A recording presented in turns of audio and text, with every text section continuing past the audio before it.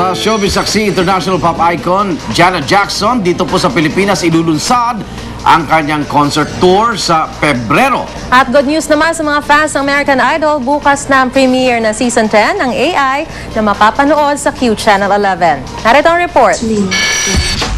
During these past several months, I've had such... Markahan na ang inyong mga kalendaryo, mga Janet Jackson fans. Sa February 4, tuloy na ang concert ng international pop icon sa PICC Plenary Hall na siya ring launch ng #1's Up Close and Personal Concert Tour ni Janet. Ayon mismo kay Janet, malaking selebrasyon ito ng ilang mahahalagang bagay sa kanyang career.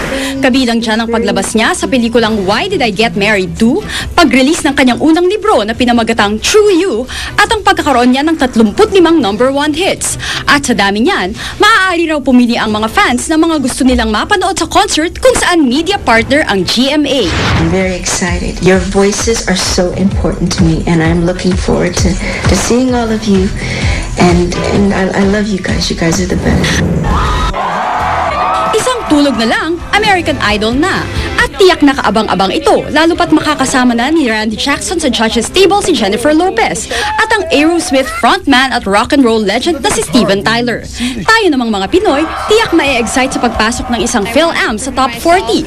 Sundan kung hanggang saan siya aabot sa American Idol Season 10 na ang two-part premiere ay mapapanood bukas at sa Biyernes sa Q Channel 11. Para sa saksi, Rosetti Rivera, nag-uulat. Isang high-tech na mesa sa Hong Kong kaya mag-display ng impormasyon tungkol sa mga beer na ipapatong mo dito. At silipin ang higanteng bola ng apoy na ibinuga ng isang nasirang tubo ng gas sa Amerika. Narito ang report.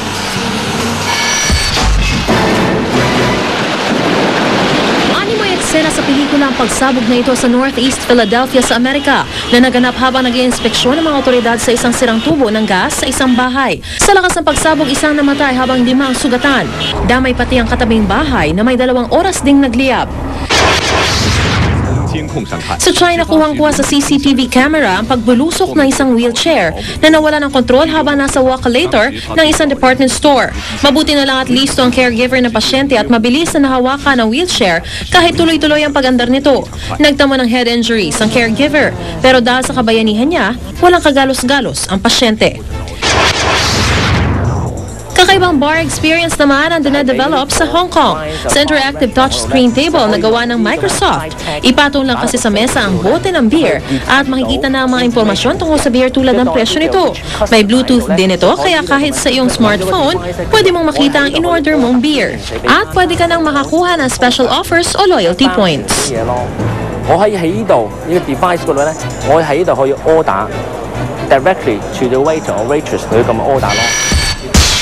Okay.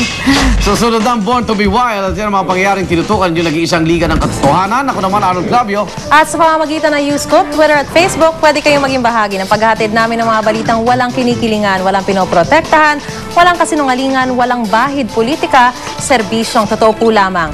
Sa ngalan ni Vicky Morales, ako po si Mariz Umali. Hanggang bukas, sama-sama tayong magiging saksi.